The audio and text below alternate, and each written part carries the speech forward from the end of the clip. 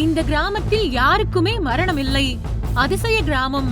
நீங்களும் இந்த கிராமத்தில் வாழ வேண்டுமா? துவக்கம் இருந்தால் முடிவு நிச்சயம் என்பது போல மனிதர்களுக்கு பிறப்பு என்பது நடக்கும் போதே இறப்பும் உறுதியாகி விடுகிறது.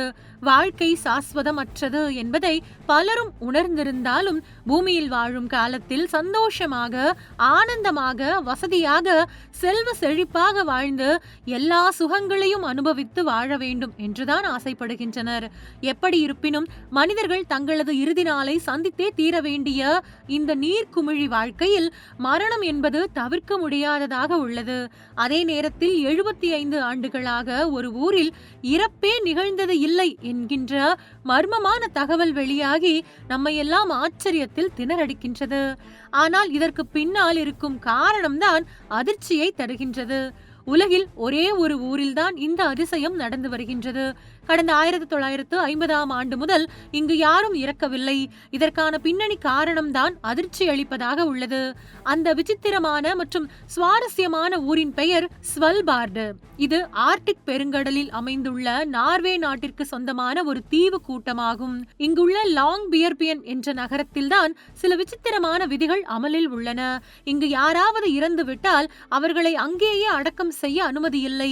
இங்கு நிலவும் அதீத குளிரால் நிலம் எப்போதும் உறைந்த நிலையில் இருக்கும். அதனால் இறந்த உடல்கள் இங்கு புதைக்கப்பட்டால் பல ஆண்டுகள் ஆனாலும் அழுகுவது இல்லை. 1918ஆம் ஆண்டு ஸ்பானிஷ் ப்ளூ நோயால் பாதிக்கப்பட்டு இறந்தவர்களின் உடல்களை 1950ஆம் ஆண்டுகளில் ஆய்வு செய்த போது அந்த வைரஸ் இன்னும் அந்த உடல்களில் உயிருடன் இருப்பது கண்டறியப்பட்டது. இந்த வைரஸ் மீண்டும் பரவக்கூடும் என்பதால் இங்கு மனிதர்கள் இறப்பதற்கு கடந்த 1950களில் இருந்து தடை செய்யப்பட்டுள்ளது. யாராவது இறக்கும் நிலையில் இருந்தால் அவர்கள் உடனடியாக விமானம் மூலம் நார்வேயின் பிரதான நிலப்பகுதிக்கு அனுப்பப்படுவார்கள். அதே போன்று அங்குள்ள மருத்துவமனையில் பிரசவம் பார்ப்பதற்கான வசதிகள் இல்லை. அதற்கான அவசரகால அறுவை சிகிச்சைகள் அல்லது சிக்கலான பிரசவங்களை கையாளும் அளவிற்கு இங்கு மருத்துவ வசதி கிடையாது. அதனால் கர்ப்பிணி பெண்கள் தங்கள் பிரசவ தேதிக்கு சில வாரங்களுக்கு முன்பே நார்வேயின் பிரதான நிலப்பகுதிக்கு சென்றுவிட வேண்டும் என்பது முக்கிய விதியாகும். ஏனெனில் உடல் நலம் பாதிக்கப்பட்டு இறந்தாலும் பிரசவ நேரத்தில் ஏதேனும் உயிரிழப்பு நேர்ந்தாலும் அவர்களது உடல்களை இங்கே புதைக்க கூடாது என்ற விதிமுறை காரணமாக அவர்கள் நார்வேயின் பிரதான நிலப்பரப்புக்கு அனுப்பி வைக்கப்பட்டு விடுகின்றனர். ஆனால் உலகின் எந்த ஒரு நாட்டைச் சேர்ந்தவராக இருந்தாலும் இங்கு நீங்கள் விசா இல்லாமல் வசிக்கலாம் மற்றும் வேலை செய்யலாம்.